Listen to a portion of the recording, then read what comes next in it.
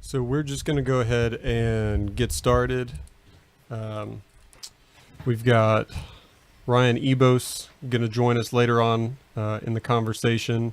And for audio purposes, just since this is going to be a full house, we'll go ahead and give a quick name and introduction for you guys, just so people can have a distinct ear for your voices. So, Dave, if you'd introduce yourself and tell us a little about yourself.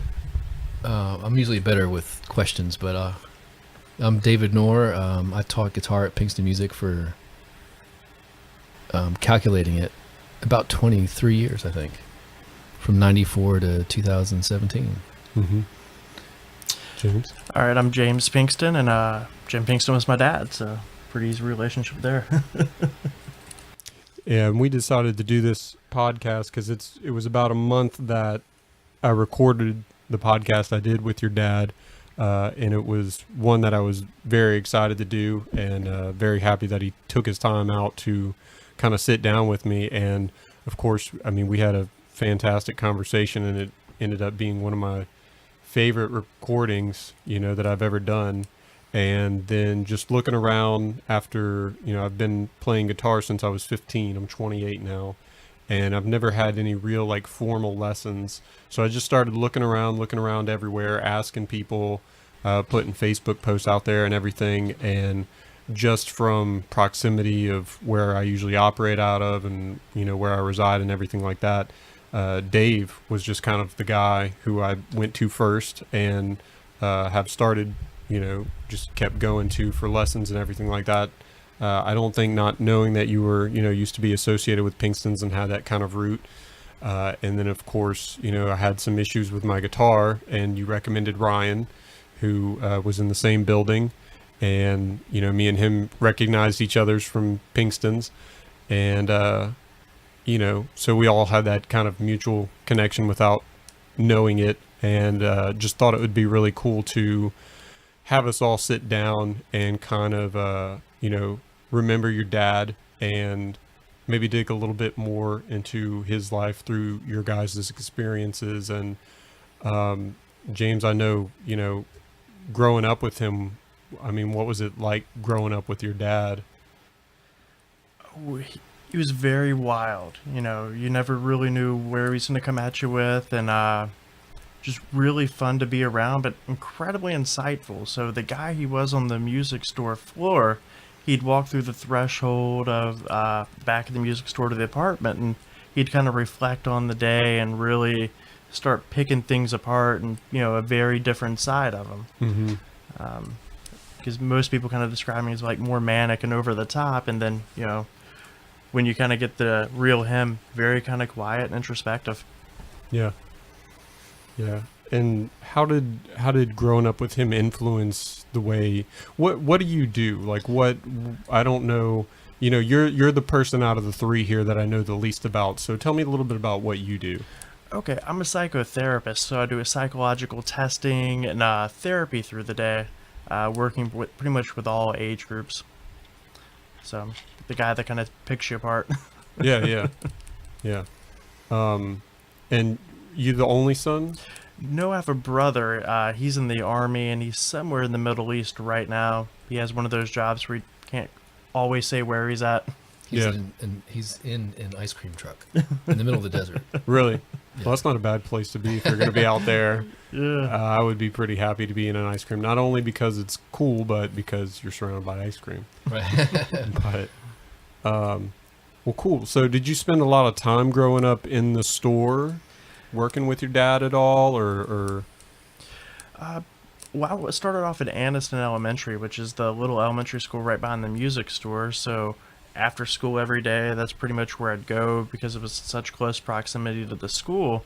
And as I got older, I started wanting more things. My dad's like, chop, chop, get to work. And before you knew it, I was working at the music shop. And then I went off to college, and every school holiday, it's, hey, what you want for Christmas? Work it off at the music shop. Mm-hmm. It was always some new piece of gear I needed. Yeah.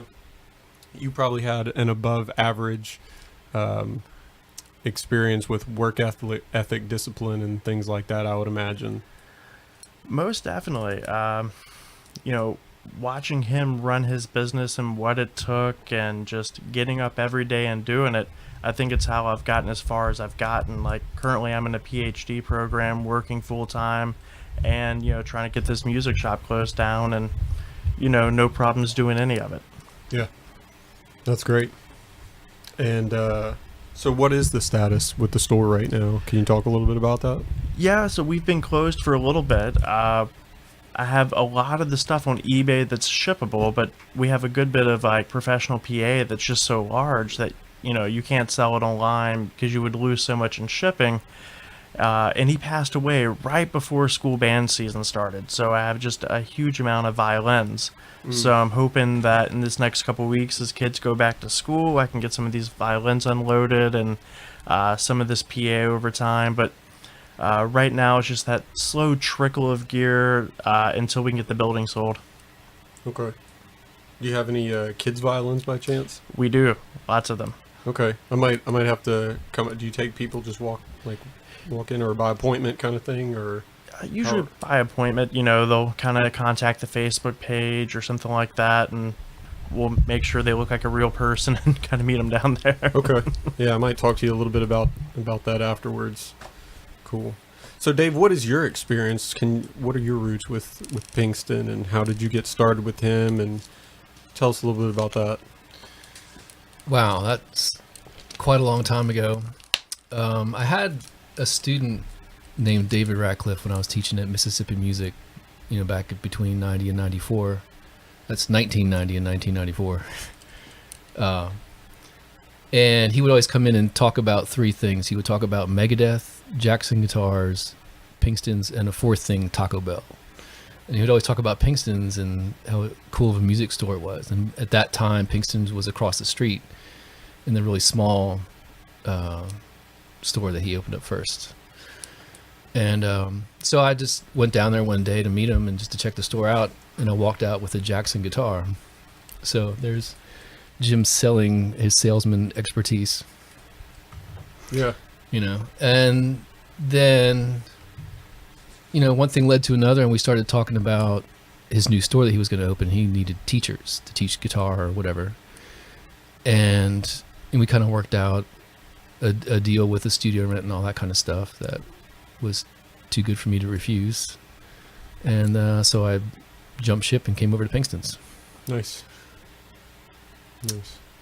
And I think when I went to the old store for the first time, I remember Jim being behind the counter and his wife, and I don't know if it was you or your brother who was in the little baby seat. It would have been me, crying their head off. because we opened up right when we got down from Memphis. Yeah. I think little Jason was right when we were about to move over across the street, because he's about 3 years behind. Oh, okay. So that's probably you then. And how did the store live up to your expectations after your friend had talked about it so much when you made the transition? Did you slowly start to, yeah, this is a pretty cool place? Yeah, well, I mean, I had a really good selection of guitars, probably more so than a lot of the other music stores in the area, and I think that's something that he carried on throughout the life of Pinkston's, was the guitar selection. Yeah. So I was very impressed by that, being a guitar player, and like I said, I walked out with a Jackson guitar, and you know, I've always been a big fan of music stores. I would always go to visit them and grew up visiting them, and you know, I just enjoyed the experience of being in one. You know, I never really tried to pass judgment on, in a derogatory way or anything like that. Yeah. You know, I wasn't too picky about it. I was just glad to see guitars and strings and picks and stuff. Yeah. And loud amplifiers. Loud amplifiers. Yep.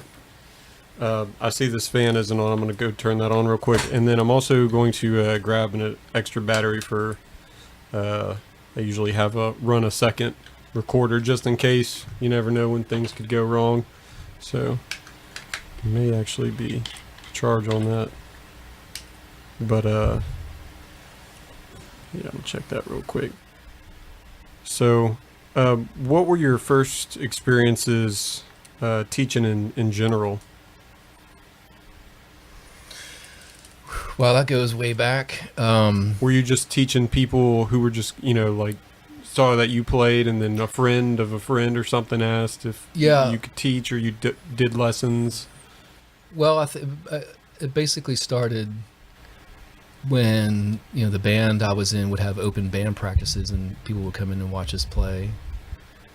And, some people would be curious about what I was playing and they would ask me if I taught or if I could teach them that. And that's kind of how it got started. And then at one point, the band I was in moved out to California, to Los Angeles. And we had like 8 people living in a 2-bedroom apartment in downtown Hollywood. And we didn't play a note together the whole time we were there because everyone was out looking for jobs. Some of the older guys in the band already had a job. This is a long-winded story, by the way. No, it's fine. We've got time. Yeah. We're still waiting on Ryan. Right. So we're just getting warmed up.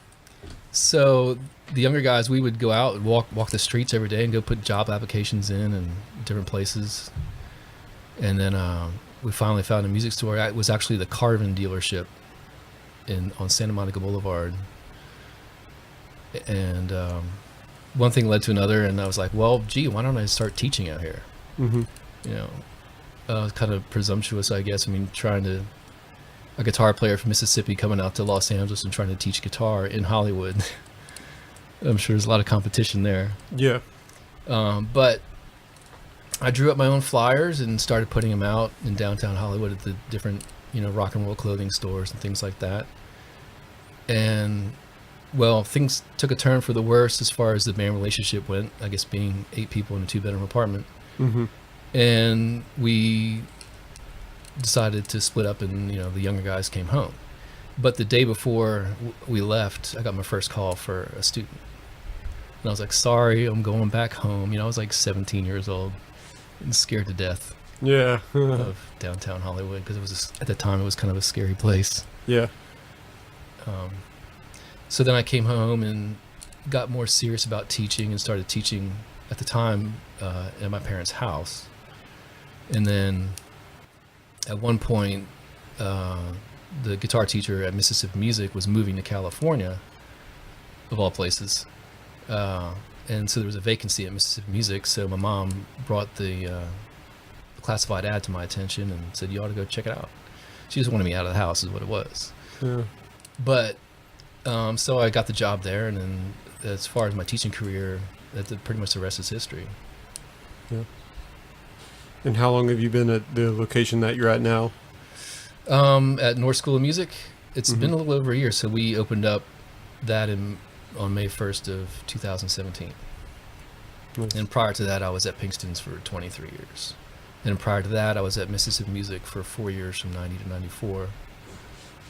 So you guys have known each other for almost like all that time? Yeah, he was a student. Yeah. Oh, okay. Jason too for a minute. Yeah, he was. Yeah, Jason took bass lessons. You took guitar lessons. Yeah. And as it turns out, a lot of my students, or I should say a lot of Pinkston employees were students of mine. Really? Yeah. Well, that's how my dad would end up hiring new people. He would kind of eye the lessons couch and go, okay, this is a good kid coming in with a good family. I've got a chance to know them all. And that's how he would vet who he wanted to hire in high school. And he'd look for people that were going to go to JD for about 2 years.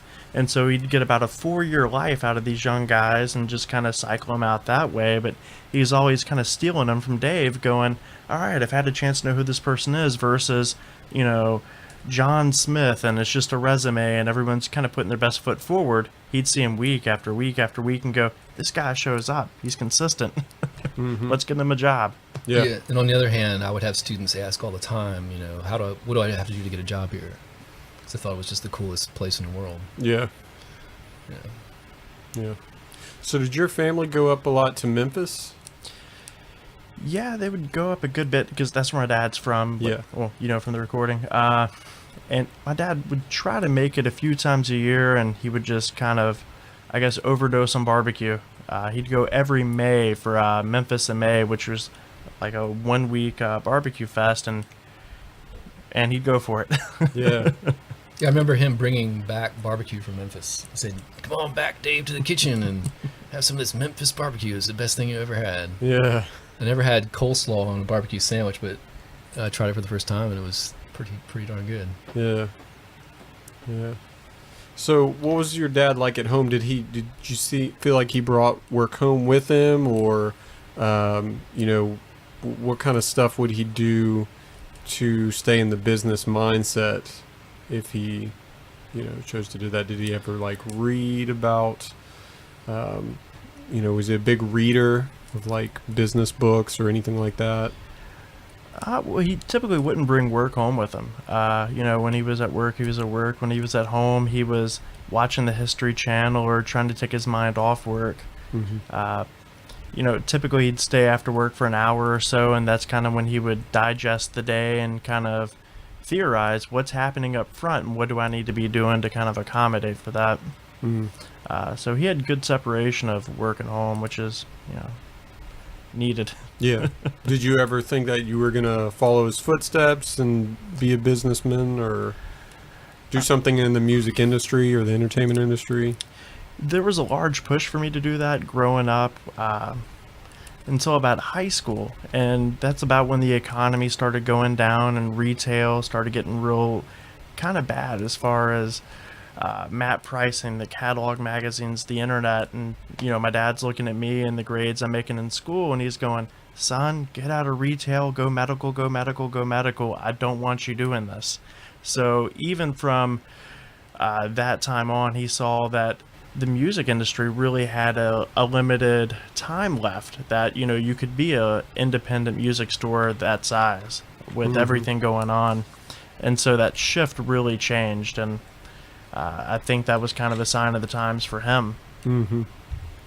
Yeah, because that was probably the biggest topic we discussed on our recording together, was the fact that I remember him saying if it's any kind of industry where Walmart or Amazon can do it better and faster, don't get into it. Yeah. Which covers a lot of ground. Yeah, I mean, it changed his life. Joe Metronola, he was a sales rep for one of the big, I want to say it was maybe Shure microphones, and he brings this conversation up a lot where he puts his arm around my dad and tells him, hey guys, this is the gold rush. These are the golden days right now. Enjoy it. And, my dad at that point, I think, kind of laughs and goes, yeah, whatever. But, Joe even saw it back then with, the magazines and everything else selling stuff cheaper than what a lot of dealers could buy. And, not too far down the road, it became a reality. And, his eyes were open and was like, wow, it really is a whole new world. Mm. So do you still play guitar? Not as much as I should. My day gets so filled up with everything else that it's one of those things that I do to just kind of turn my mind off more than actively playing guitar like I should be. Yeah. So he has a guilty conscience because he said not as much as I should. Exactly. All those years of going, you got to practice. Yeah, I got this Paul Reed Smith in the corner kind of winking at me going, come on, man. Yeah. Beckoning. Yeah. It's amazing how much fun something can be, and can take you out of the regular day-to-day, but you could surround yourself with guitars and still not find the time to actually pick it up and play on it a little bit. But once you do, then you want to stay there for an hour or two, Or all day. Yeah. Yeah. When I first started playing guitar, that's what it was like. Probably because in particular, I was trying to figure out so many things, and, I had so much room to improve on all different grounds because I sucked at everything. So I remember playing just in my bedroom for 2 or 3 hours in high school, back when I didn't have near as much responsibility or worries, and mom's cooking dinner, and if my homework's already done, you could just throw yourself into it. It's like guys like Darren Malachi from System of a Down talking about playing 6 or 7 hours, and then his parents telling him you need to come eat. So it's just so much fun. I miss it sometimes. I'd always practice before homework if I ever got my homework done. I shouldn't be saying this to all my students out there. Yeah.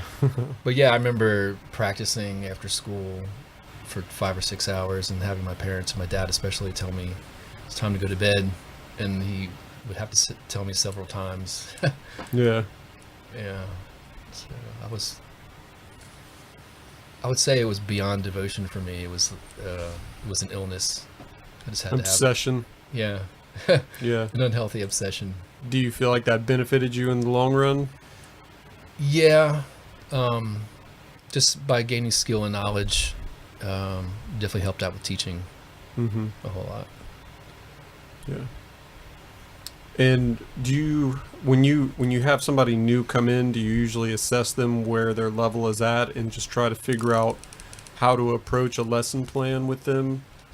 Oh, definitely. You definitely want to spend at least most of the first lesson. And I've actually gotten pretty good at that over the years, assessing pretty quick where someone's at and what direction they want to go in, and really establishing a foothold and moving forward. And what other stuff do you like to teach besides guitar? You do bass stuff? Yeah, I teach bass. I love teaching bass. I love playing bass. One time I was teaching piano. That's one of the first instruments I ever played, and I really do love piano. Actually, I almost gave up guitar for piano when I was really super into piano about 15 years ago. But I'm also getting into teaching ukulele and mandolin now. But aside from, guitar, I really like to teach composition and music theory and improvisation. Like, actually, I have a piano student who's learning jazz improvisation and theory, and a saxophone student who's doing the same. Actually, 2 saxophone students. And I don't try to, but I mean, at some point I really like to get my students into composition because I love teaching that so much. Yeah. And I think the method I have for that yields really good results, and not just for songwriting, but for like instrumental composition. Yeah. If I could do that all the time, if I could have enough students to do that all the time, I think that's what I would prefer doing. And do you create a lot of the material templates and? Oh, all of it. You create all of it, and you've got books that you've written on different components, different subjects and things like that. Yeah, I have about 5 or 6 books out that I've published, and there's other books on the way. But I have just like almost 25,000 files of teaching material on my computer that I've created. That's highly organized and ready to go. Yeah. And what kind of stuff do you like to do in your free time if you're just going to play around with a musical instrument or, whatever? Is there something in particular that's really got your fancy right now?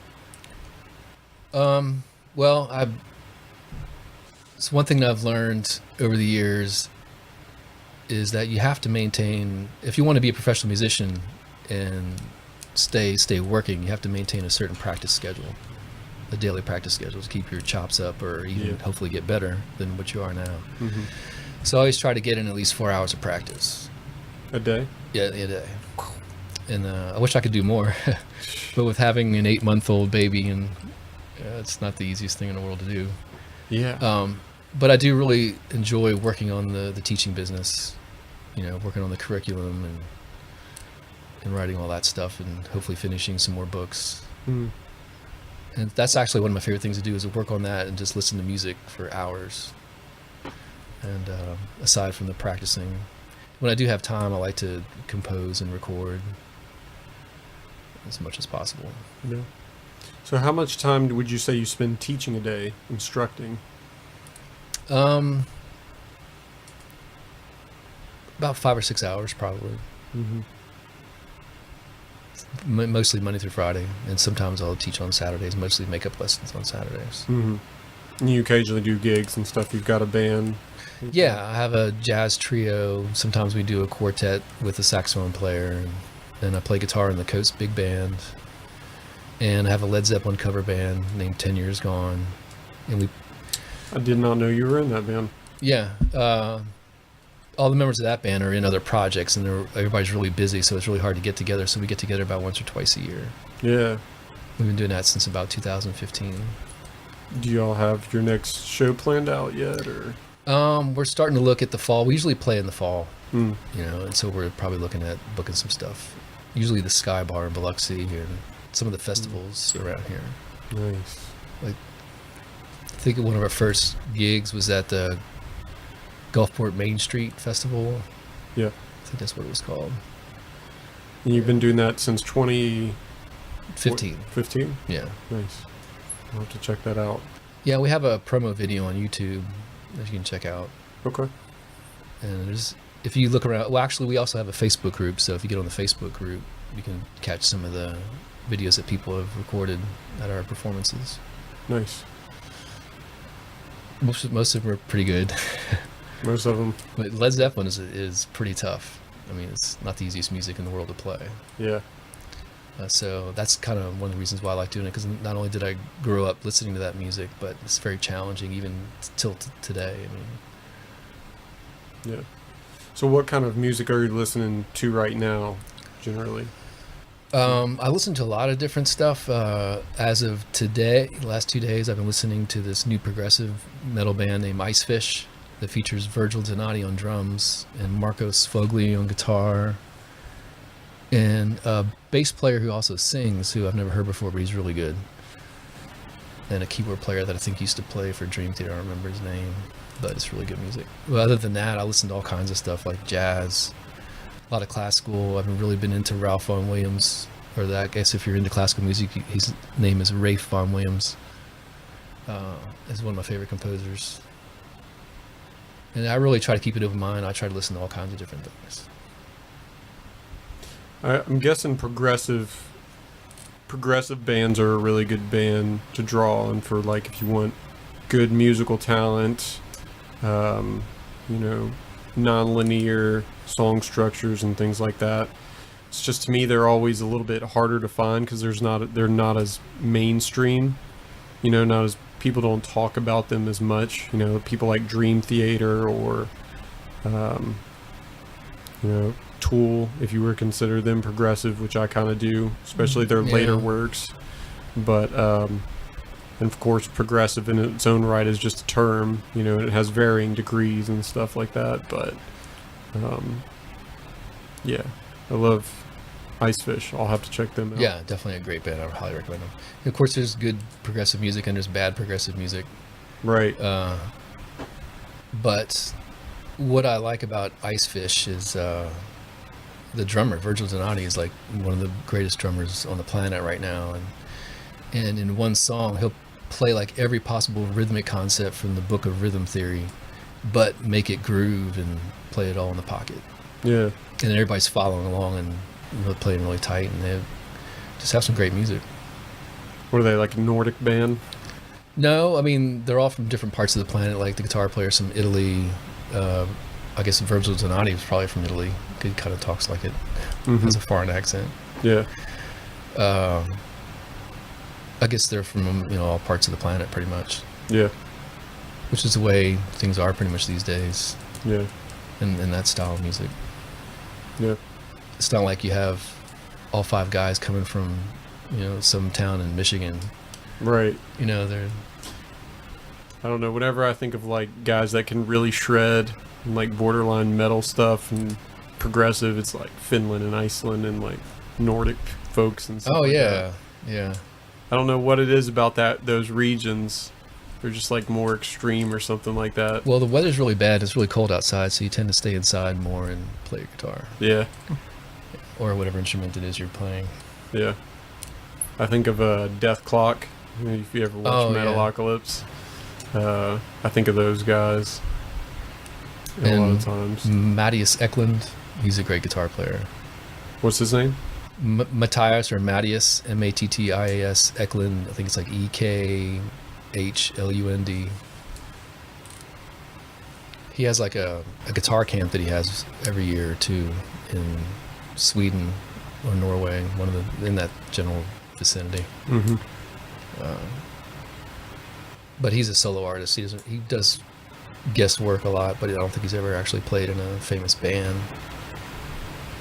But he didn't have to. Yeah. Everybody knows who he is. It's in the guitar community, pretty much. Yeah. You ever listen to the Mars Volta?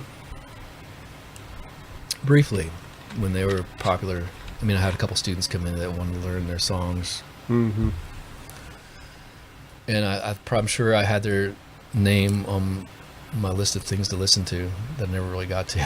Yeah, I highly recommend them. They're one of my favorite bands. They don't have a whole lot of albums, but their earlier works, their later works are kind of different.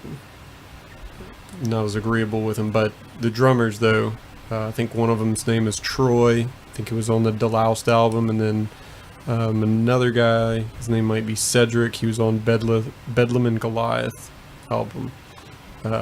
He's pretty gnarly.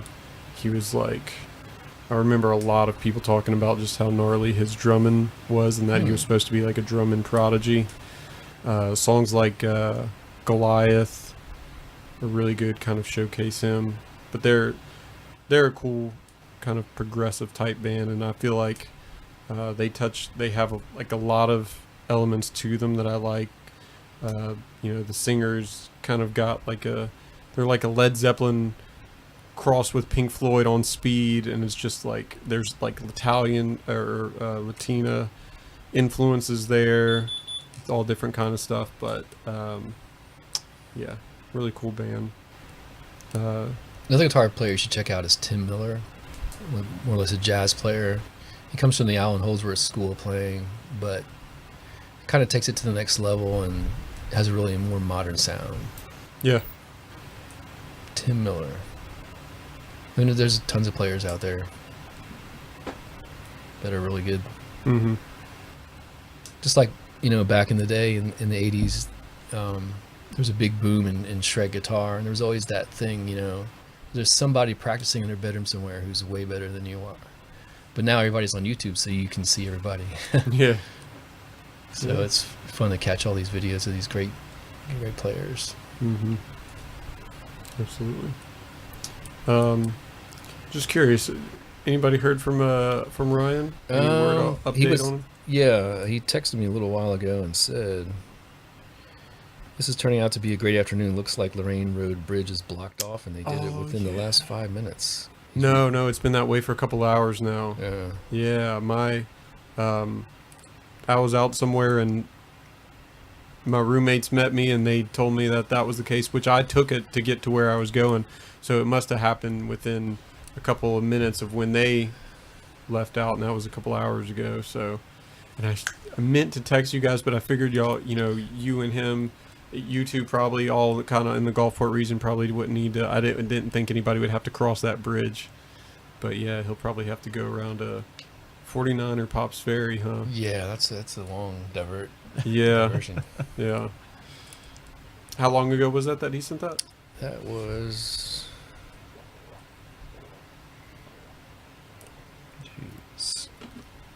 6:15, about 30 minutes ago. Okay.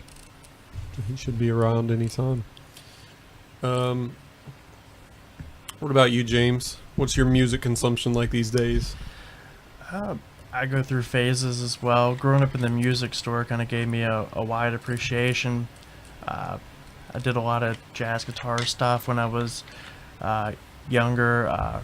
Right now, I've kind of gotten back into Dave Matthews just because he happened to play in Jackson, Mississippi not long ago, and finally got to catch him live, so that's kind of restarted that. But I think a lot of what I listened to otherwise is a lot of the New Orleans stuff, like John Cleary or the Meters, a lot of that more funk music.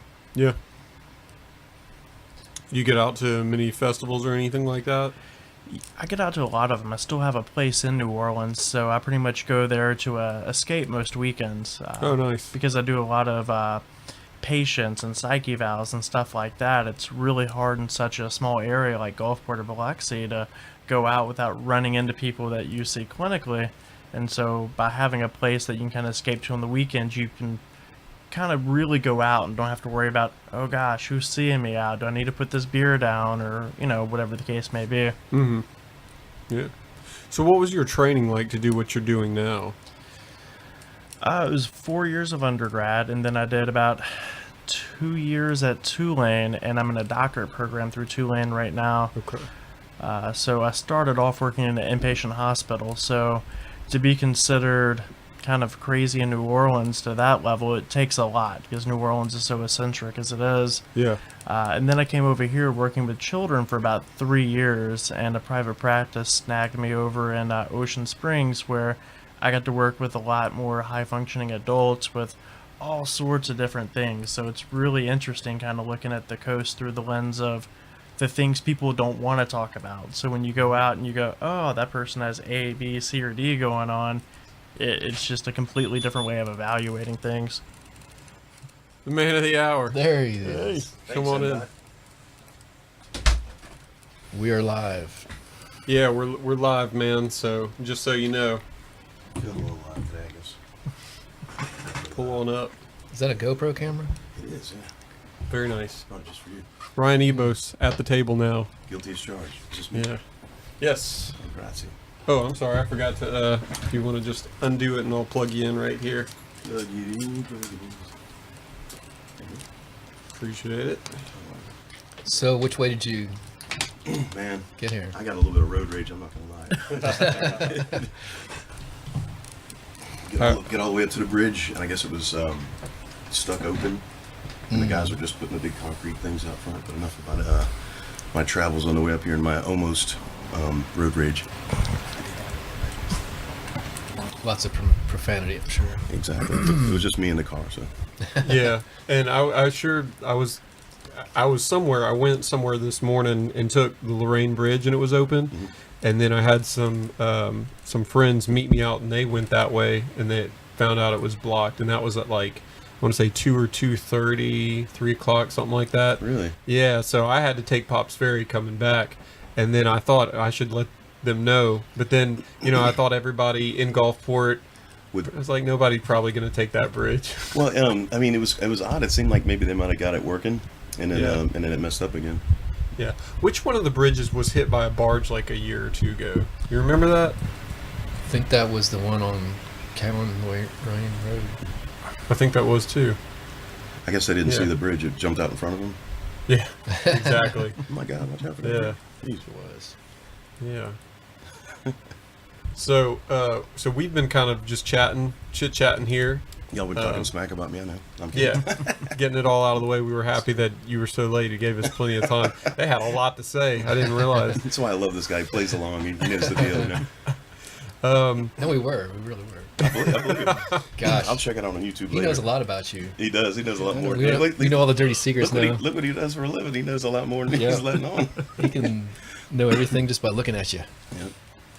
But we were talking about, time in Pinkston's store and everything like that. Can you give us a little bit of background about how you kind of came into play there? Okay, yeah. Just stop me when I go too far. Oh, no, we got plenty of time. When Jim was across the street in what he affectionately called the hole in the wall, I went in there and I was with a fake ID. I think I was playing the crazy horse and rolled through town. Needing a 412 cab, and he had one in there, and I offered him way too little money for it, as an offer.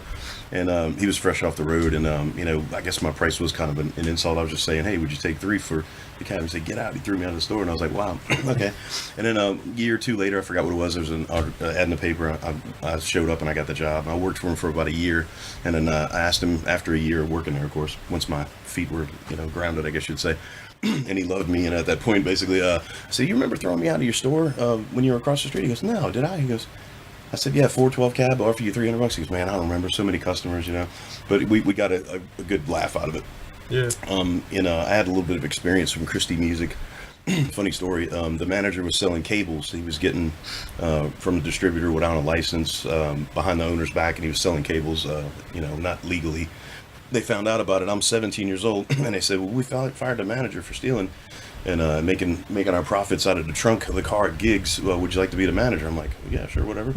I mean, I saw what the guy did. It wasn't hard, and that's the reason Jim hired me, because I was the only guy with experience that showed up and didn't smell like pot, at the interview. Yep.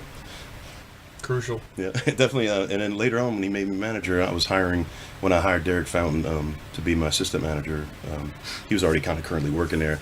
We had 3 or 4 people show up for the interview in the Pinkstonian in the back of the store, and one guy with a Slayer jacket, and just totally reeked the pot, and then he couldn't understand why I didn't hire him. Not that I have anything against it, because geez, it's everywhere.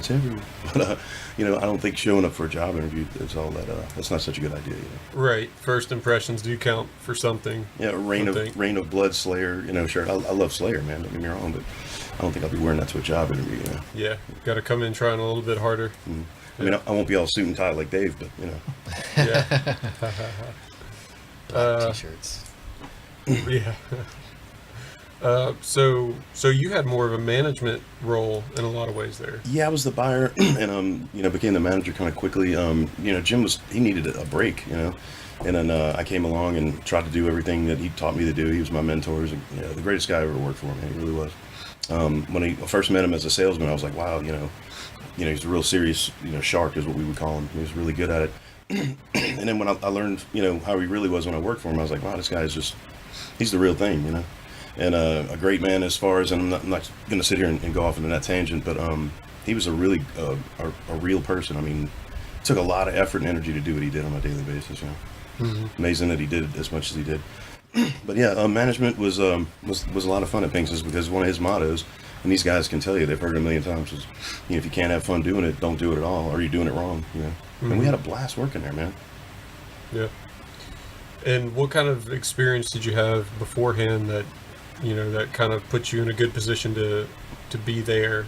Well, the fact like that the guy named Fat Rick at work at Christie Music, who was a Motown backline guitar player, by the way, that was a rough gig for a big fat white boy too. But anyway, Fat Rick, when he got fired, they threw me in the fire, and I was the buyer for the store, really unexpectedly. I had to put stock in the store, and that was one of the reasons Jim was interested in getting me in, as the manager, or hiring me, because I actually knew what the needs were, so to speak. Mm-hmm. Of course, he taught me the rest. I was a little shy at ordering in the beginning. He was like, "We're going to sell a lot more than 5 of these. You need to order like 20 next time." Yeah. And the amount of traffic that would come through Pinkston's, I got in the 90s, before the addition, when he was across the street, and then he added on. I was before that, and it was he and I that worked that store only. And it was, he would look at me at the end of the day, I'd look at him. We'd just kind of shake our heads and laugh like we don't know how we did it. Later we hired, many more people, but wow, traffic, big time floor traffic. I had no idea. I've never seen a music store with that kind of traffic. Yeah. Yeah.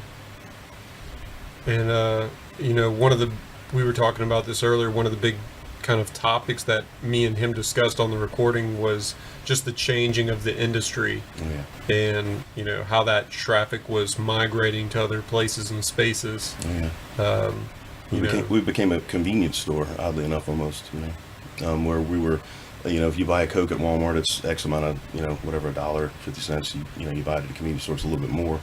And the internet, was cutting our throats so bad. How do you compete with direct from China at Wish and Geek.com? You can buy something for $5, or you can buy it from us for $5.75. And there, that's when the customer base kind of divided to an 80-20. 20% were like, "Oh, I'll wait and get it off the internet," and didn't understand that we were a service. We were a big help. And the people that got it, they didn't mind paying the extra money by any means. That was the 80%. And the majority, and thank goodness it was 80. And the reason it was 80% is because Jim ran his business the way that he did. Service after the sale. That's exactly right. I've been saying that a lot. You remember people like bought a Marshall, brought it to the gig, something went wrong. Could have been either operator error. You call Jim, I got a problem. What do I do? Come on, get one off the showroom floor. Grab a brand new amp, play the gig, bring it back the next day. Nobody did that. I don't know how many times you get a phone call, "I broke a string," or this, that, and you go, "I'm leaving it in the mailbox. I don't know who you are. Just leave money in an envelope and I'll trust you to pay me." And that would happen so often, but he wouldn't leave someone out to dry. You go, Never. "I get it." Yeah, never. Well, he lived it. Yeah. My goodness. In fact, the guy that, before I even met Jim and worked for him, Billy Harshberger, Dave, was the guy who, I was like, I don't know if I can get a read on the Jim guy. I went in there and bought a guitar, and it seemed like he was kind of a shark. He's like, "Man, that guy loaned me an amp when it broke, and he'll do anything for anybody. He's the best." I'm like, "Okay, cool." I went back in there, and later on, of course, got hired on without a Slayer jacket and reeking. Yeah. Jim Pinkston, nice guy. That's what he would always say. That's exactly right. He lived up to that. I wrote that song, and it got lost in Katrina. Oh yeah. People, Dave Devaney still, and Derek, you got that song? I don't have the song. That's a shame. Yeah, I was kind of hoping you guys would have some stories about Jim or the time there. You know? We definitely have stories. Yeah. Dave, you want to tell one of his road stories? No, is this a rated R show? Yeah. Well, they all pretty much have the same subject matter. You tell one, you've told them all. That's true. He's right Yeah, about we'll leave that. Probably, but for the Leave that out. for the X-rated audience. Yeah, I got you. Yeah. So Mexico to Canada. How many years did your dad do that? From, I think you said 17 years old until Till right before he kind of started up, opened up in Memphis, I guess, huh? that would have been 89 because Wow. he came right off the road and here I was. Exactly. I remember him telling the story. Here I was looking around at my surroundings, just fresh off the road, holding my son in my arms, and this bell went off. Ding! And he's like, I got to go do something. And he opened up a store, and the rest is kind of history. Yeah. Stand back and get out the way. Yeah. He could sell pretty much anything. He definitely had the mind for it. I mean, he was cut out for that. The discipline it takes to just pay your bills and the invoices and the companies sending you a duplicate invoice just to see if you might pay it. Gibson guitars actually, and we won't go there, but $800 to $1,000 invoice selling a guitar for whatever X amount of dollars. Oh, he paid it already. Well, here, we'll see if they pay it again. Slide another one in. He never missed a lick, and I don't think they ever got him. It's a shame that companies do that. I'm sure it's kind of lucrative, and if you're in the pay receivings department, you probably get a little kickback for that, but who knows? Yeah. That's not cool. Right. But he was on time, man, let me tell you. There was times when, for example, you worked at Pinkston's, you're an employee there. Your payday is Monday, but you're off that Monday. Monday's your day off. Friday, before the weekend, he's handing you your check, and you're like, wow, this is kind of early. He's like, well, you're off Monday. Never missed a lick. Always took care of his people, man. Like, unbelievably well. Spoiled, I'd have to say. You wanted to take something home and try it out before you buy it, sign it off on the clipboard, take it home, as long as it wasn't more than a week, and it didn't come back scratched, you were good. Yeah. Yeah, I always admired him for owning an independent music store, which is tough to do to begin with, and then surviving all those years. Mm-hmm. Working for himself, Yeah. I mean, it takes a special kind of person to be able to do that. Even managing and being the buyer and pretty much running the store. We'll talk about a barbecue place here in a minute. Jim wanted to open up at one time in the past. Oh, that's funny. I had a story about that. Oh, do you? Go ahead. Maybe you can help me out with it. Let's see. Long story short, when I started working there, he needed a break. He said, "I'm going on vacation." Once I got up to speed, he goes, "I'm going up to Memphis. I want to go to the barbecue fest." He goes to the barbecue fest. Should I tell him about the underwear? Go for it. Go for it. He comes back he calls me during his vacation. He's like, man, I haven't taken a vacation so long. This is great. I'm eating all this barbecue and he comes back with this holy underwear, let's just call it. And he says, put it under the counter. I'm like, I'm not touching it. So I get the yardstick or, measure. Well, we won't mention the part about measuring kids for violin. Anyway, so long story short, we put it under there with a stick, and then we'd get reps coming in trying to sell us stuff, and it'd be aggravating him. We'd go, Ryan, show him the underwear. And he had blown a hole in it. I went up to Memphis and blew a hole in my underwear.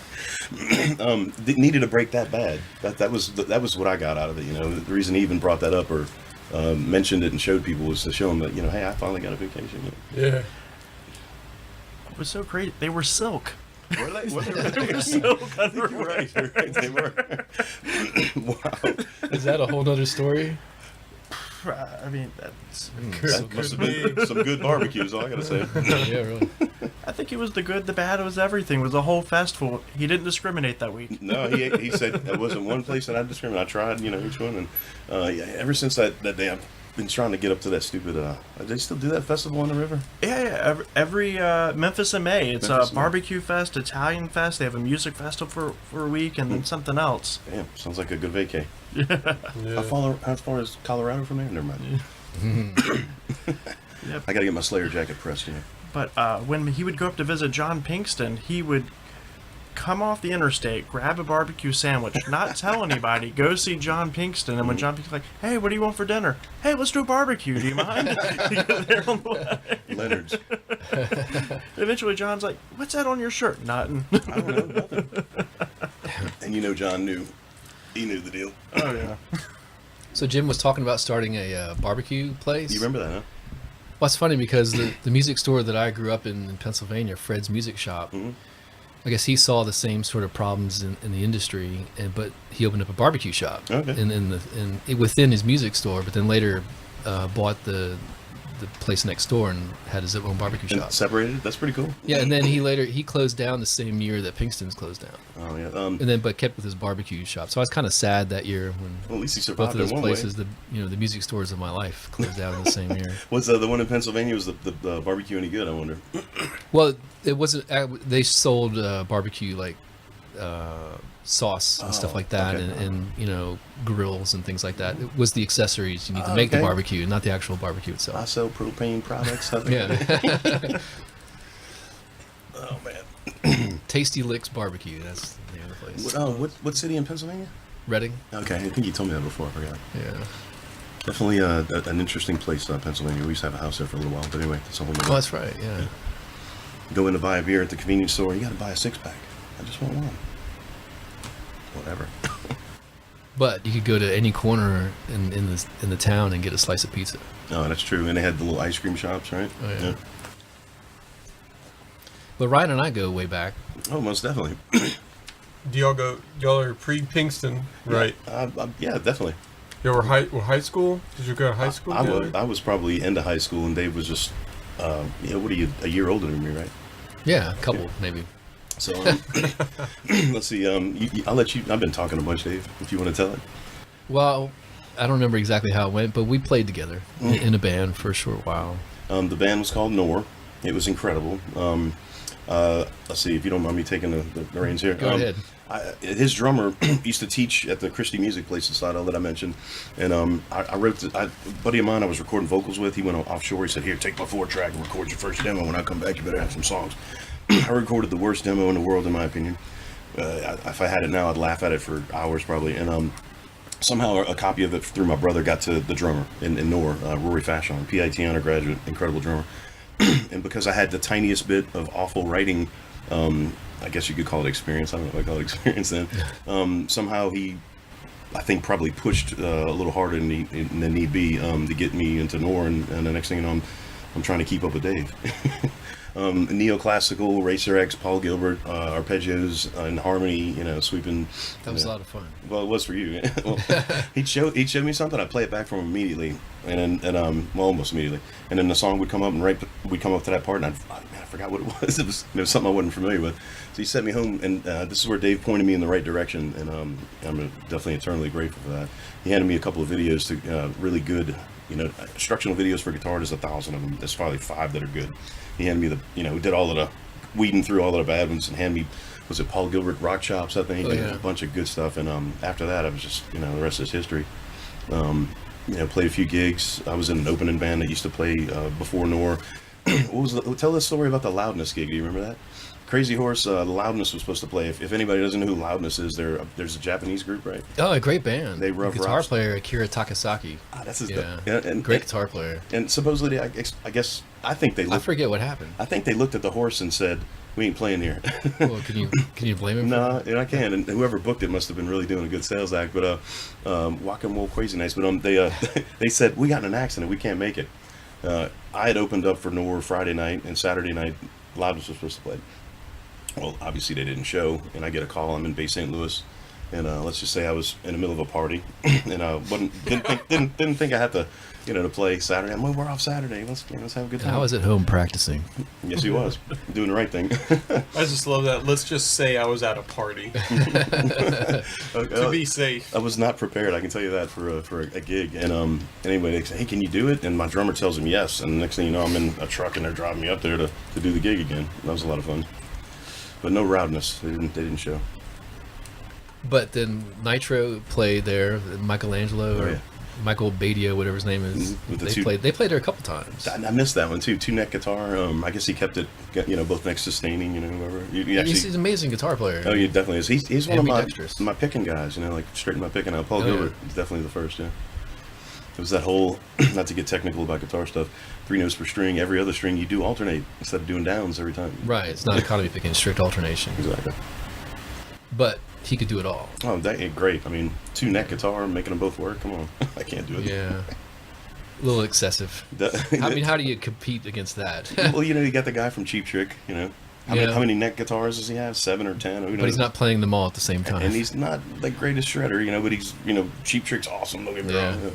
A lot of feel. Then you got a guy with 2 necks that I can actually play, In counterpoint. So what other stuff do you play?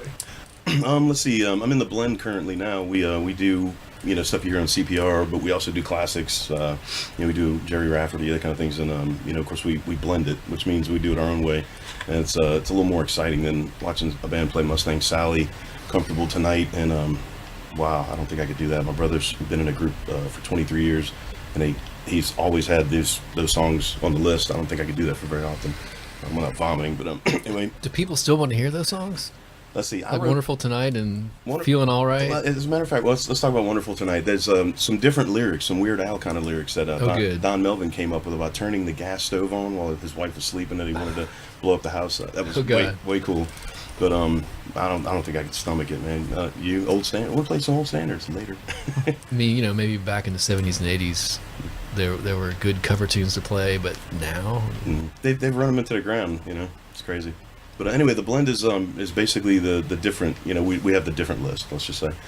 In the beginning, it was a little hard getting clubs to book us. Now we have more than we could stand, pretty much. With Kirk's boat racing, but and I'm still into the neoclassical. I warm up with it. I'm not the affluent jazz player that Dave is. I hope to be one day. I'm still trying to be that. I don't know. It's pretty darn good to me, man. I haven't checked out the trio yet, the David Knorr trio. I need to do that. Yeah, we have a quartet too. We add saxophone. Okay. So we're doing a couple gigs with Mac McGee. Is that the sax player? Yeah. Okay. Normally we play with Curtis Gommels. Okay. And it's a lot of fun. Definitely. The videos I've seen, either Facebook or YouTube, is really good stuff. I appreciate that. Oh yeah. And you have a studio too. I have a small studio, Prime Effect Studios. That's an old terrible name that just kind of stuck. It's the smallest. This is what I said. The smallest, most productive. It seems like studio around. Small. It's a one room in my garage. Soundproof, pretty much. If I was having a heart attack at 3 a.m. screaming, "Help!" nobody would know. The kick drum does protrude through the wall, so my wife sleeps a little bit. But yeah, it's been keeping me busy. We lost. Was it Daryl Brown a year, 2, 3 years? Really great, an icon on the coast for recording people. And then I guess all of his clientele found out about me. And it's been like hold on for dear life. Yeah. And so that's one thing I wanted to ask you all is like what kind of projects you have ongoing. So I imagine that takes up a lot of your time, huh? And then you have the repair studio as well. At the Knorr School of Music, Ryan's Guitar Repair. Yeah. There's an interesting story about that actually. Initially Jim, when he retired, was going to open up school band rental in the front of the store and section off the store, and I was going to have Ryan's Guitar Repair in the front at the front counter, and things obviously turned for the worse, unfortunately, from my good buddy and mentor, and Dave and I were talking. He had a repair. He had a gig that night, needed a jack change or something like that. I said, "Come on to the house." We were talking, and he says, "You need to come by and take a tour of the School of Music, next week if you can." I said, "All right, I'll try, see what I can do." I was a little, it's like a week, maybe an extra day or two, and he said, "Hey, you coming by?" I said, "Yeah, I'll come by in a day, next day or so." I came by, and Dave gives me a tour, he goes to every room, but the last one first, of course, and he shows me around. This is the employee place, and the last room we get to, he goes, "And this is the spot, if you want to rent some space from me, that's available for you." And I was like, "What?" After, anyway, expecting it to happen and it not happening and then he kind of blessing me with that as well. It was really cool, man. Unexpected. Yeah. It's too convenient to have guitar repair in the Knorr School of Music where I need to get my strings changed. I don't have the time. I'm not lazy. I just don't have the time. The truth of the matter is, he has to see me every other day. We have a blast, man. We're trying to be positive in everything that we do, man. Yeah. Oh yeah. And do you have anything else going on in that business? Because I feel like, or that building rather, because I feel like I've heard people singing or something like that, doing vocal lessons. Everything. It's a full-blown music school. We teach everything. We just got a new cello teacher, Bobby Lewis, and he starts teaching officially tomorrow. Nice. Dave, what all do you have? You got vocals, cello, everything. Strings, woodwinds, brass, guitar, bass, drums, piano, vocals. Bruce Garner, right? Yeah, Bruce Garner teaches woodwinds and brass. And so you got a violin, somebody violin that can and teach cello. violin. get with you, James, on Yeah. that violin. Right. Now that I know, I mean, I can help. For some of Does that. anybody here have experience with violin? I asked because I have a family member who's interested, and my little brother used to play a little, and there's just something about it I've always thought it'd be kind of cool and interesting, kind of deterrent from the rock and roll instruments, you know, drums and guitars and bass and all that. The first 2 months is going to sound like someone is choking or trying to annihilate or kill a goose, but after that point, it gets a lot Yeah, better. that's a fact. Yeah. And it, as long as that person has decent pitch and they can hear when something's in or out of tune, they got it.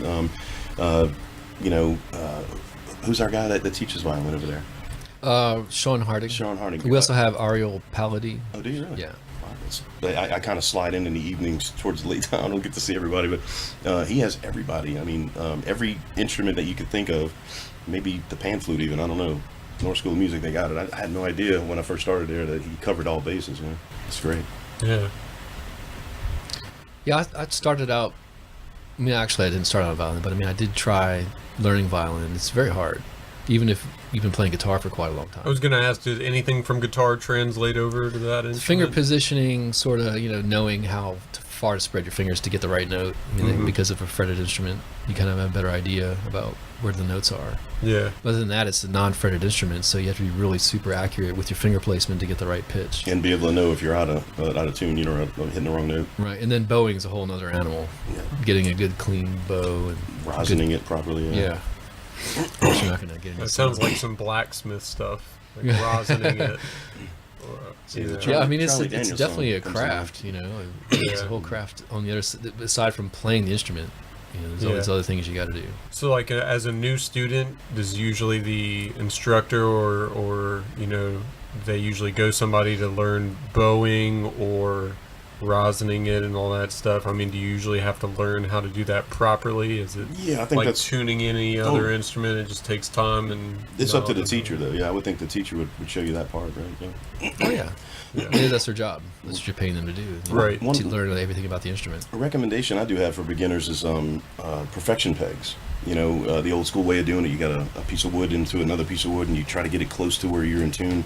You push it in, and it's off, and you fine tune it. It takes like youngsters or even an adult a long time to tune the violin. But perfection pegs, it's like tuning a guitar. Yeah. It's a little different. It's kind of a mechanism.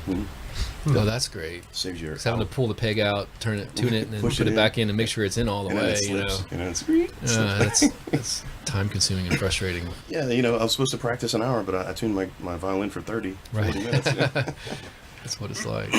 Yeah. So, going back to Jim, do you feel like he would have been successful opening up another business? If he had, had the chance to just take up a new exciting turn, because he seems like the kind of guy who would have jumped in and tried something different. He would have been successful at anything he did. I can tell you that. Pretty much anything. And he was. And he was more personality in one finger than everybody you'll meet. It seems like. When he was talking about doing the barbecue place, when I kind of took over and was running Pinkston's, and he was older than Gibson and actually getting time to himself, that would have been totally successful. He had it figured out, open up for certain times, certain hours, certain days, and after this many pieces is gone, it's gone, kind of a thing. Mm-hmm. If you've never had Leonard's Barbecue out of Memphis, Jim used to, when he'd go to Memphis, he'd bring the rub back and the sauce. They wouldn't ship it to him. He begged them, ship it to me. Anyway, now you go in Walmart, and is it Heinz? Who's got it? The owner of Leonard's signed off and had okayed the recipe for one of the larger manufacturers who's got a barbecue sauce in everywhere on all the supermarkets and Walmart stuff. And, Let us know what that is. And for how many years did we hear about Leonard's? And Jim, Yeah. anyway, he's like, it's the best. He would smoke pork shoulders in the back of the store, and for the employees and friends, he'd have a Memphis barbecue, which was a bun, coleslaw, and some hot pulled pork, and it had to be pulled pork. Certain little things that if you try to do it differently, that's not right. He knew the business. Let's just say. Yeah. And it was good. The only bad thing is you only got one sandwich, but Yeah. it was that good. So I think we would have been totally successful with that. Yeah. Well, here's a wild one. His latest thing he was talking about wasn't actually doing barbecue. He wanted to open up a hot dog stand like one of the Lucky Dogs. and he just wanted to pretty much set up in downtown Gulfport and just like talk to drunk people, hang out, and, just serve wieners. At this point, you're like, Dad, whatever you want to do, right? Oh yeah, he's like, those barbecues seem a lot like work. I just want to show up in my little cart, and I feel like Billy Hughes would hook me up. Like, New aquarium's going up. There's Jim. Man. I think I remember him talking about that on the podcast, actually. He's like, talking about building businesses to scale, and it's talking about, overhead, inventory, renting costs, and all this kind of stuff. And then I think he said something to the effect of, you go down to this with your little thing, and you've got the hot dogs, and how much the hot dogs cost versus, you charge $2, $5, whatever. Who's the smarter businessman? Yeah. Well, for him, I think he was really into it for the stories. Like, I feel like if a little longer, he would have been an Uber driver. Just, he loves chatting with people. Mm-hmm. Oh, yeah, he definitely had the gift, man. Yeah. And he was the guy that would pull, and I learned a little bit of, this craft to get more things out of people than they would ever expect to mention. The weirdest conversations, man, we just had a way of directing things, in the music store, basically. If you didn't, you walked in the door and you were regular and they didn't give you a hard time, something was wrong. And I mean that in a happy kind of way, joking kind of way. But the stories and the things we heard and the direction we would point the conversations in with the customers is unbelievable. Musicians, what are you going to do? Taylor Roberts got the worst of it. Plunger Boy, yeah. I'm sorry. That guy really, in the last 2 or 3 years, has really come up a bunch of steps in my book. He's kind of become a man, oddly enough. He took lessons from me. Oh yeah, definitely. He was another student turned employee at Pinkston's. No. But I always recognized his talent for songwriting. When he was like 14, 15 years old. Well, it's probably because of you that he's where he's at. But arranging and writing, I have to agree. He's really good, man. I made it a point to really let him know, because if you don't tell somebody, they might not ever know or have the opportunity to really explore their talent. But I feel an obligation to tell my students who I feel who have really a good talent. This is where your strong points are. You're talented. You can do this. Work hard at and do it. And he's one of the students that was really talented, especially with songwriting. And I would just hated to see that talent go to waste. And he definitely gave you props, man. Most definitely. Yeah, he's like, I owe a lot to Dave. Okay. What does he do now? Does he play around here, or? Let's see. He was in Wildfire, which became Wi-Fi, and then I think they've either stopped or taken a break. And he moved to, is it Idaho, Indiana? Ohio. I think. Oh, yeah. He's got an interview with Sweetwater Music tomorrow, I believe. And I'm the reference on that, and long story, but won't go into that. But I'm hopefully we'll get it. Sweetwater, really big company, and anybody deserves it. It's him. I told him, I said, man, this is what I'm going to tell Sweetwater when they contact me. When the sale would try to be completed, most guys would close the sale and be done with it. There's nothing wrong with trying to move somebody to the next level if it's something that you think they need. And Taylor was really good at that. We never added things and inflated invoices to where with things people didn't need or didn't desire, or we didn't think they needed it. But he was, in my opinion, he was right under Jim as far as salesman, with Jim, Taylor, and then whoever else underneath. Good closer too. And Sweetwater's a big retail music place, right? It's like, it's huge. The virtual tour is quite. They have a studio. I mean, it's really elaborate. So, I mean, if you have that kind of experience nowadays, I think that would be one of the places to go. As the internet and everything else is kind of killing retail. When Jim and I used to talk, he believed that in the next, 2 to 5 to 10 years, 2 to 5 years, that retail would be, pretty much non-existent or. The shipping industry is what you should get into. Definitely. Most definitely. It's hard to compete with, God, the stuff that's out there. It really is. Which we may see a change in now that supposedly there's this huge China-American trade war that's supposedly taking effect, which I'm way too dumb to understand all of that. They expected that too. Yeah. Right? I kind of feel like secretly they were expecting. Well, they write it so complicated on purpose, so you won't figure it out. Yeah, and it's large level stuff, but I guess it just remains to be seen how that will affect us. And sounds kind of encouraging, though, for retail. Yeah. Mm-hmm. The snowball effect started. There's no slowing down Amazon. Yeah, how many orders have I placed at Amazon in the last year? I mean, eBay for me, until I got burned. Anyway, we won't go there.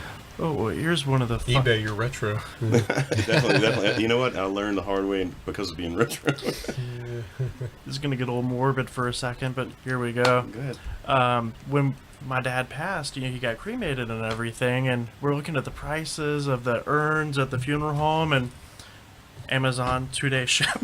He's an Amazon urn. Same thing. And you know what? He had no problem with that. He was like, if you would have done it any other way, Jimmy, I would have been chip off upset the with old you. block. Yeah. And he's like, you get to spend this much on this max. I'm like, okay. Oh man. Sounds like my friend from New Orleans. She says, when I die, I don't want no, big ordeal and all this kind of stuff.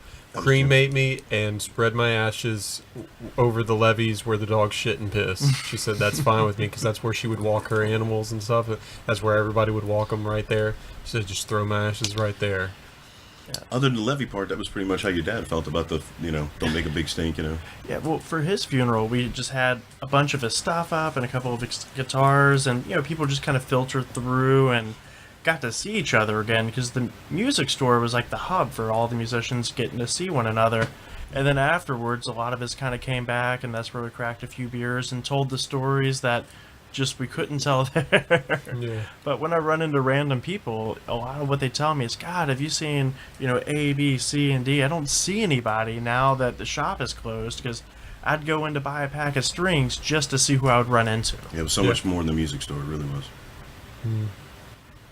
And I kind of feel like, he seems like he would have been a great guy to write a book on business, Well, he had two big books, business and his life, and the stories from his being on the road and having the music store.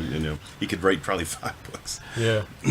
But he could definitely write the book for the classes on business, really, for real deal, Well, you remember Derek Caswell. Oh, yeah. Derek Caswell was another one of Another Dave's student. students that he picked off the couch going, that's one that we want. And Brilliant guy. he went to school for business and was picked up at Bancorp South, and now runs another big thing. Like, really brilliant guy. And all through school, he's telling him, the things you need to know aren't in the books yet. The books can't keep up with the speed of business. And Derek follows practice. calling back all the time going, God, I learned more from the years working there than I did from school. I've heard him say that, yeah. Yeah. And then schools too. I mean, they're a business in themselves, and that's something I talked to your dad about. And the speed of which things move, they're going to try to, they want a new edition of that expensive book, so that the person has to pay more for it. And but then is that book and reading through it and taking tests on it, is it more effective than actual being in the store, running the numbers, making mistakes, dealing with customers, negotiating, all that real life experience that has a certain value to it that some would argue would exceed, textbooks. And The answer is B. Yeah, not the textbook. The Yeah. real deal, yeah. yeah. He boiled it down to 4 simple steps, and I don't know how many times I get with my friends, and he beat it into our heads like crazy, and I'm sure everybody here can recite them from memory. Yeah. Let's see. Find out what they need. Remove all doubt. Create rapport, Right, I'm identify sorry. the need, That was- delete all objections, and close the sale. Yep. Yep. He's like, women, business, everything, just 4 things. It's all you need. And he was right. Yeah. Yeah. Yeah. That a book, or in this era, he would have been great to have had his own podcast or Man, write a blog. that's the deal. Well, didn't he do radio for a little while? I think he's mentioned that, the college radio. Mm-hmm. I heard him I remember mention- that in the interview. Yeah, he told me he did a little bit of radio stuff, I think. Because he definitely had that personality for radio. Yeah. If he came in the room, man, it went from dull to everybody's throwing a party and laughing, and I mean, it's just he had an amazing light when he'd walk in the room. Pretty Definitely. much. Yeah. There's no getting around it either.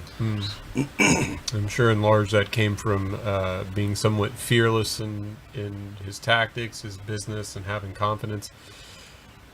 And just like any, artist or motivated entrepreneur, they want that lifestyle of knowing at the end of the day you're your own boss, and whether you're just getting by or you're doing really well for yourself. It's hard to take away that feeling of that little bit of extra freedom that you get becomes addictive at times. Yeah. I can imagine What was interesting is at the end when he goes, I have an end date in mind for the music store.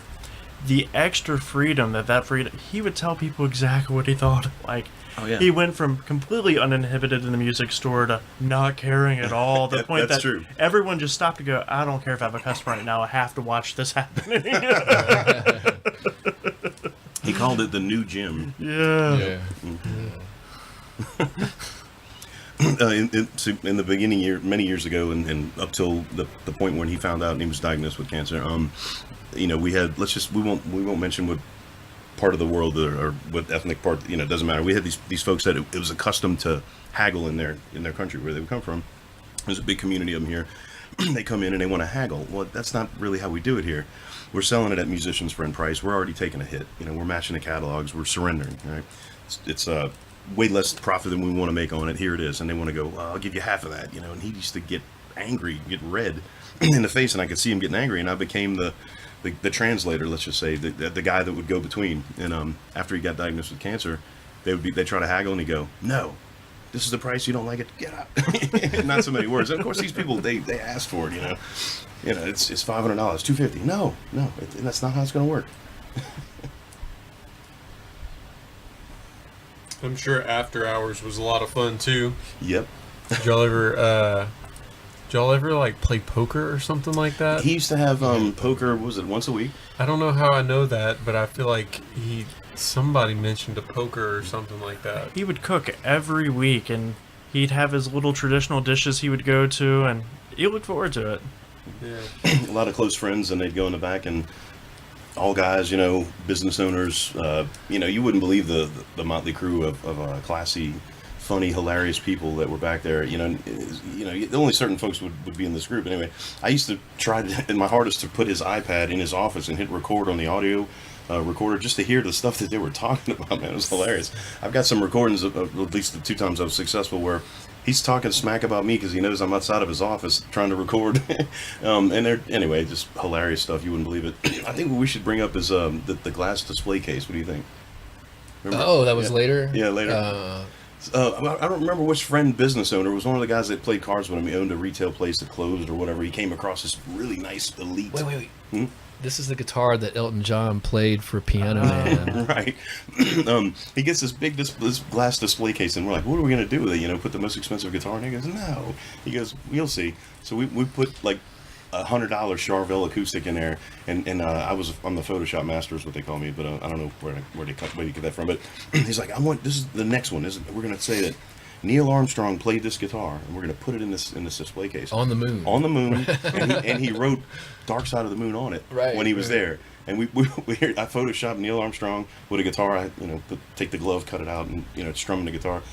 You would not believe 70 to 80% of the people that would walk up and read the Photoshop poster would go, "Oh my God," and take pictures of it and stand next to it and take pictures. And we're like, really? And we'd let them in on it, like, this is just kind of a joke. Oh, okay. Let's see. I can't remember half the other ones. We did one with, unfortunately when Prince passed, I photoshopped Jim's head on Prince and with the Stratocaster and gave him some curly hair, and that kind of flew for a little while. We had like probably 10 or 12. Just we could not believe people believe it. You know what I mean? The legitimacy of glass cases. And that was the deal. This is a valuable thing. It worked. I had students come in all the time. Hey, was that real? How many laughs and hours of happiness did we get out of that stupid display case? Never put anything in there that we were going to sell ever. Yeah, I think I have a couple photographs of some of those somewhere. Yep, I think I got some of drive. You got some of the Photoshop posters, I'm sure too, huh? Maybe. All this stuff is so scattered.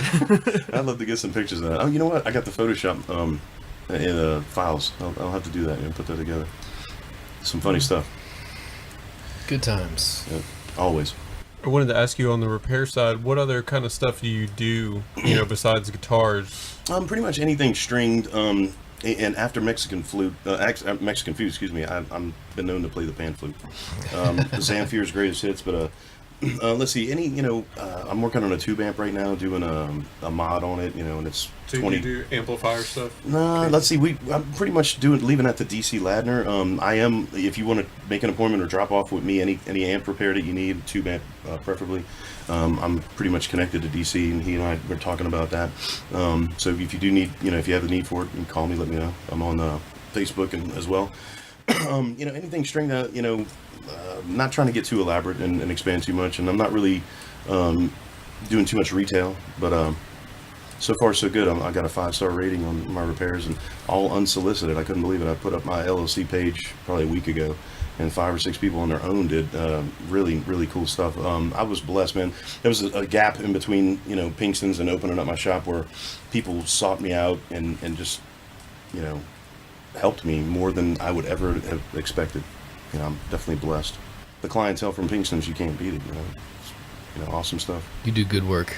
I try. I tell you You what. must. He put you in his house, so. Yeah, definitely. And that was the thing about it, Jim. If you weren't up to par, Jim, we wasn't having you.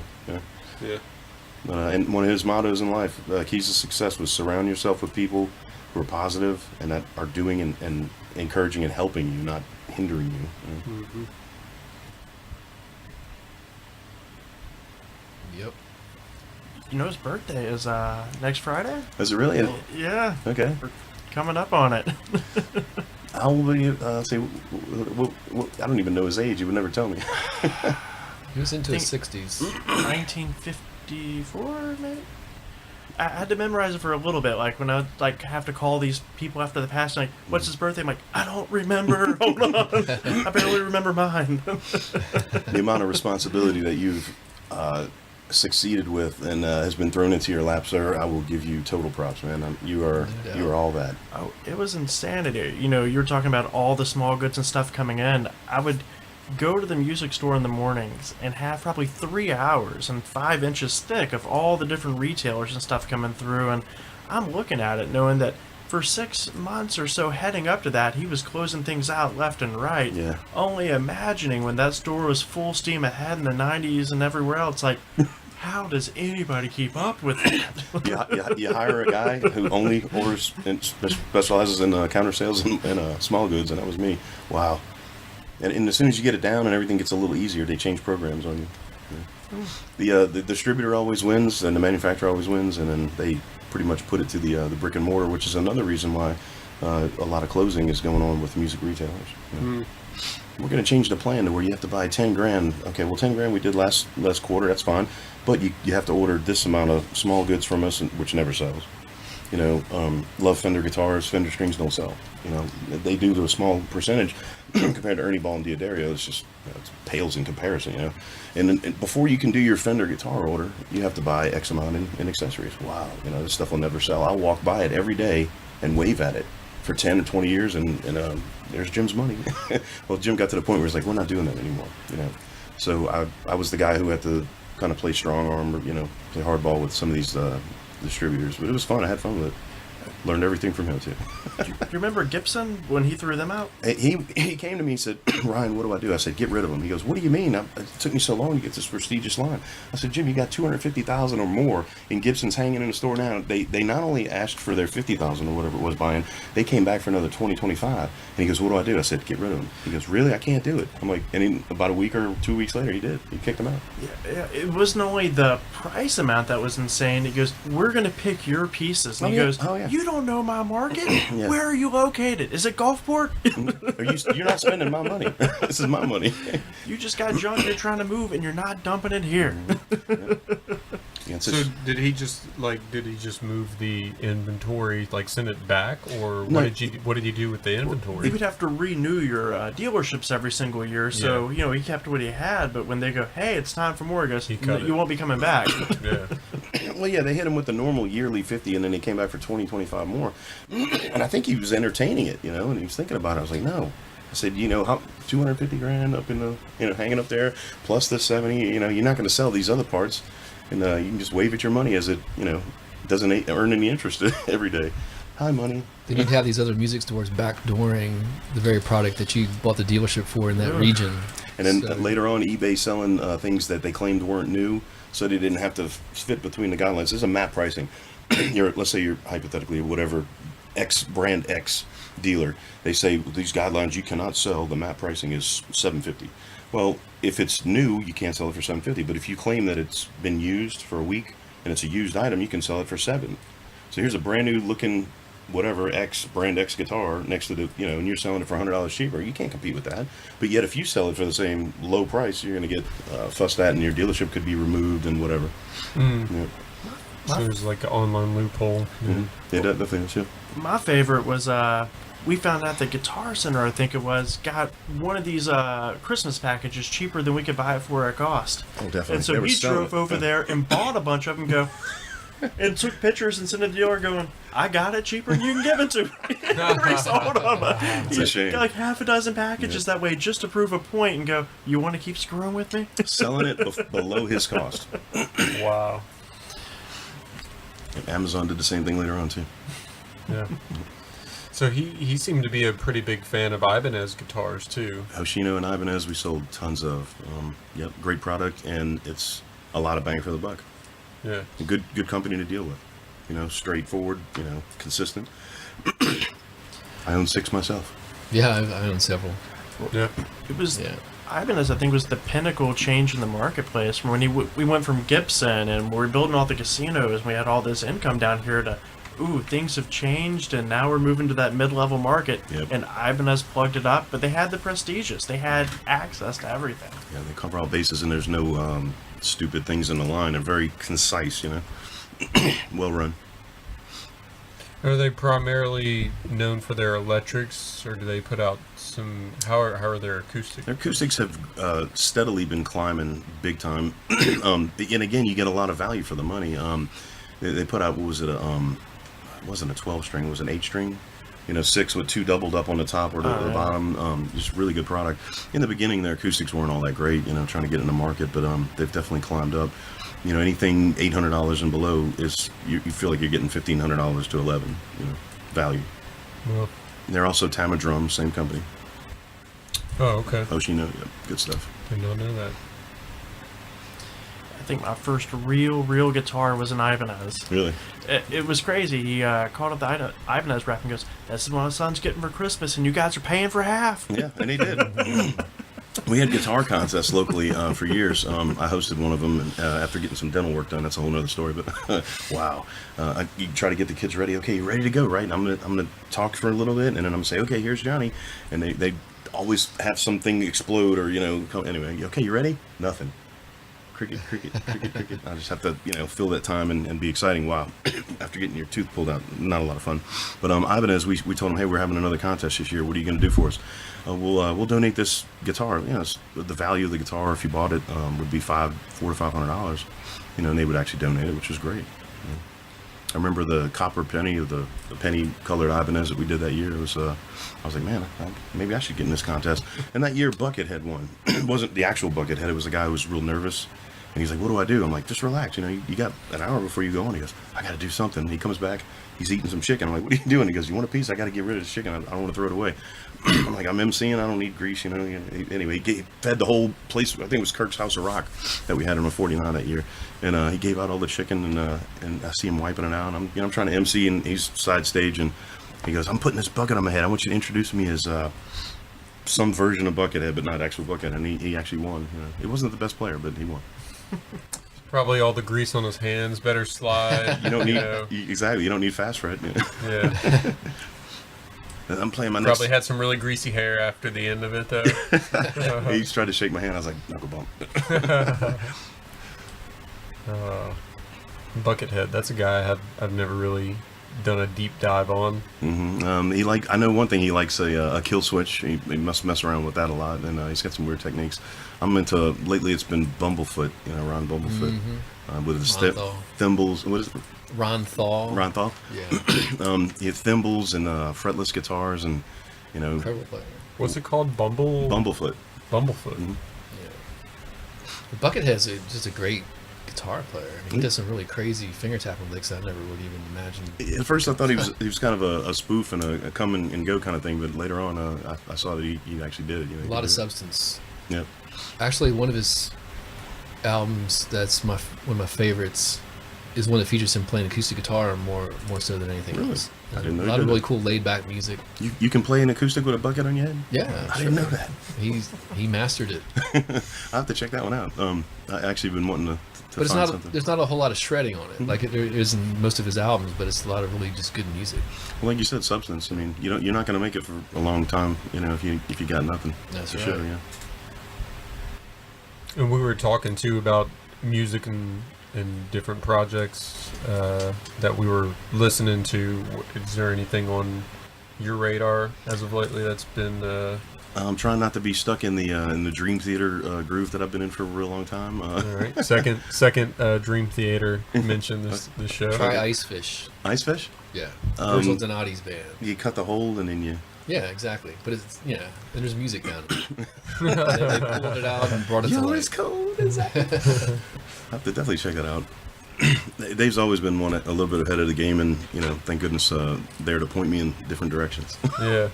Pandora is just a great source.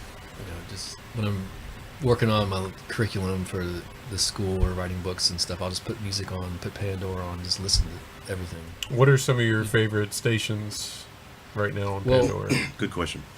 The Ralph Vaughan Williams station is great. Just a lot of great stuff pops up on there. When you pay for the app, do those stupid advertisements go away finally? Yeah, they do. Okay, I good. think it's like $4 a month. And I'm you doing get it. rid of the advertisement.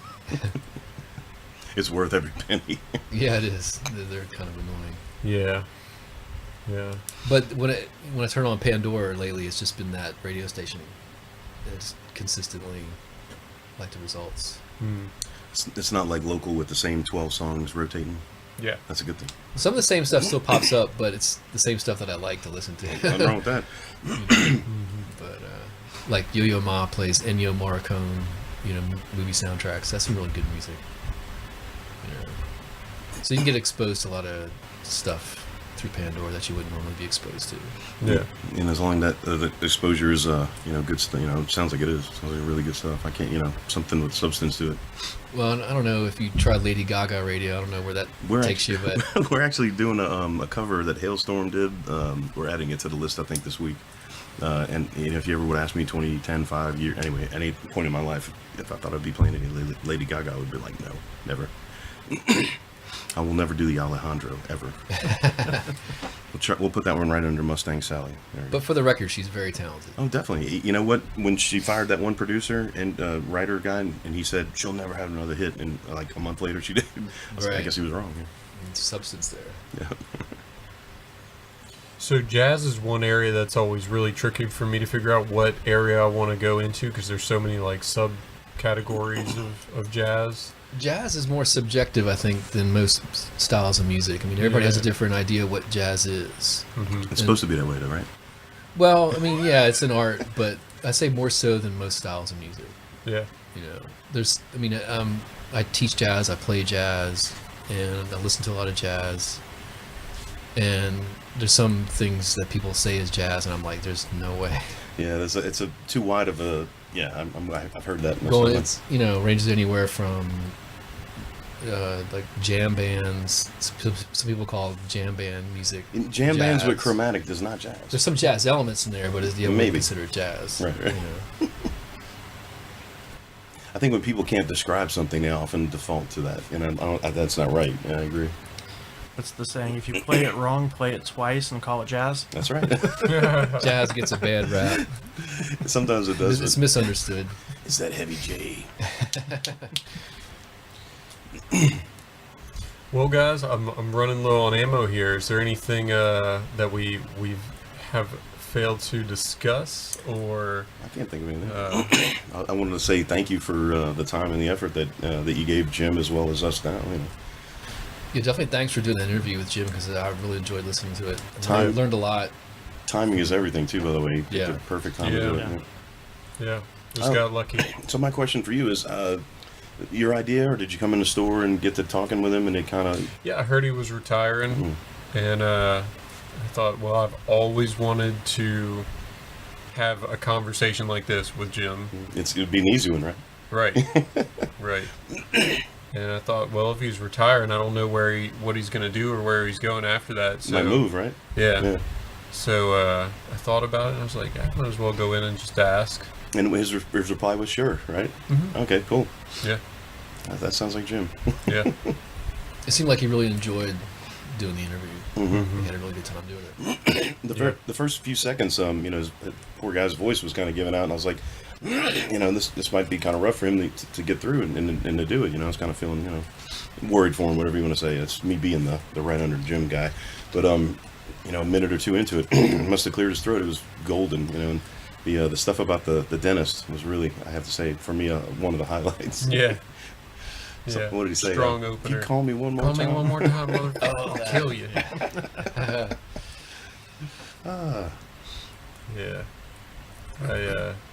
Yeah. We just came in and started talking, so I knew it was going to be a good ride. Mm-hmm. And I sure would have liked to have had more opportunities to sit down and talk to him more, from a business standpoint, from a musician standpoint.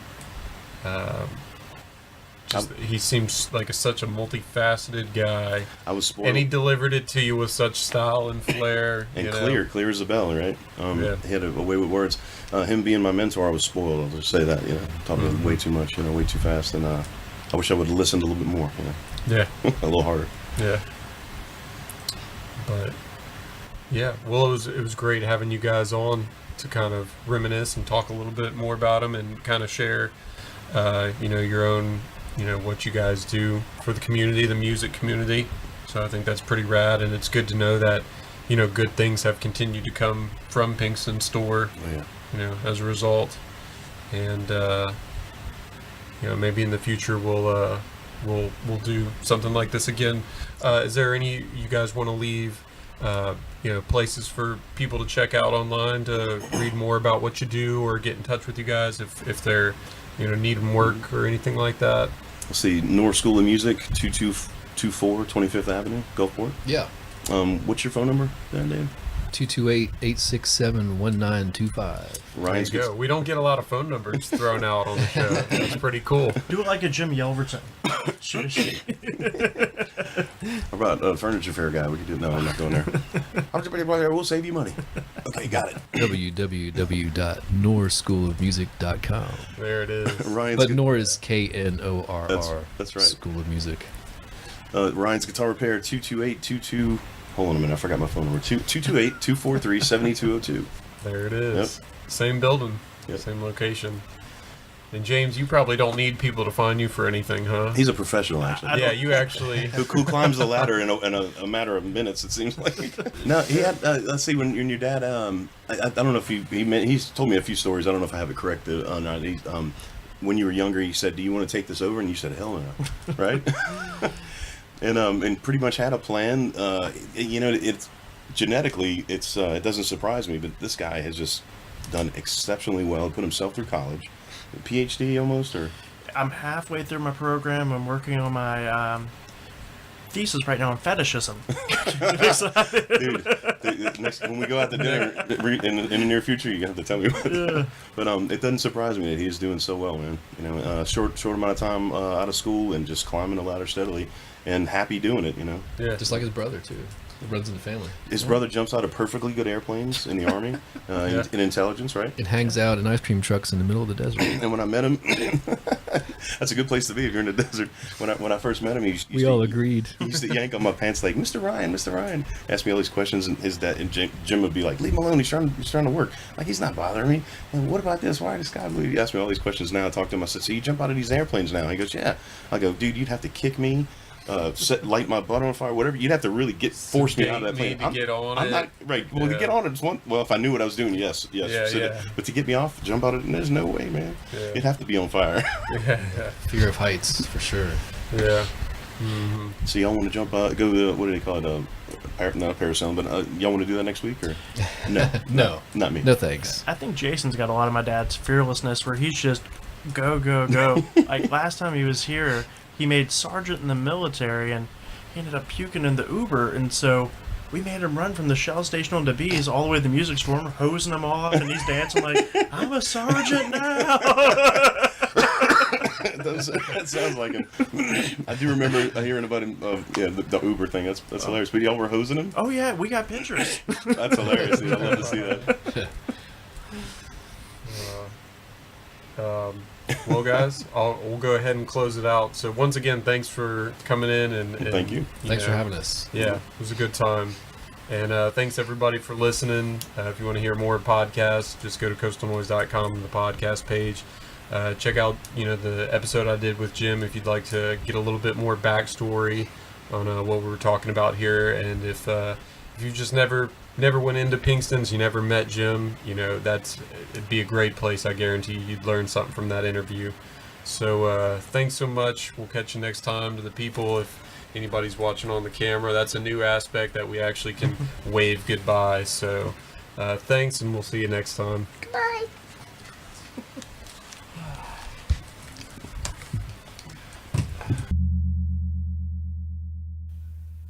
Thanks everybody for listening. Hope you enjoyed the show.